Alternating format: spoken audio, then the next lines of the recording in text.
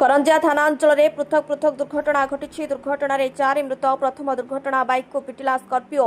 Bike आरोही स्वामी स्त्री मृत। मृतक स्वामी शंकर नायक, स्त्री कविता नायक पांठग्रामर। करंजिया हॉस्पिटल को देह देखाई निज घर पांठग्राम को जाउथबा बेले स्कॉर्पियो गाड़ी जामशेदपुर तारिणी दर्शन पर आसुथबा बेले करंजिया बामनाशाल कालिकापुर निकट में घटी दुर्घटना। बाइक आरोही दुई स्वामी स्त्री घटनास्थल में मृत्यु घटिथिबा बेले स्कॉर्पियो गाड़ी में बसिथिबा दुई महिला आहत।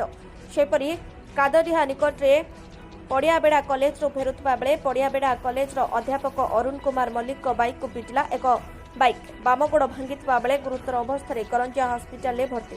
सेपरी कादडिहा कड़मडिहा जंगल निकट में कार को पिटिला प्रशांति नामक यात्रीवाही बस। बसटी करंजिया उज्जला को जाउथबा बेले ठाकुरमुंडा आड़ू रायरंगपुर अभिमुखे जाउथले। एक कार सहित सामना सामनी धक्का हेबा फल दुई जनकर मृत्यु घटी।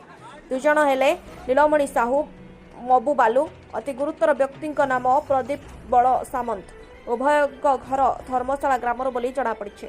भुवनेश्वर जसीपुर को फेरुवा बेले दुर्घटनास्थल में बुली देखिले मंत्री गणेश राम सिंह खुंटिया।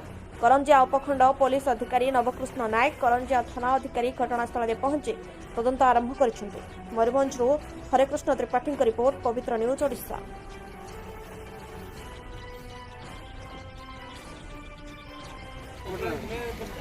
जदि आम भिडियोटी आपंक भल लगिला तेबे लाइक, शेयर, सब्सक्राइब, फॉलो करने भूलु नहीं। नमस्कार।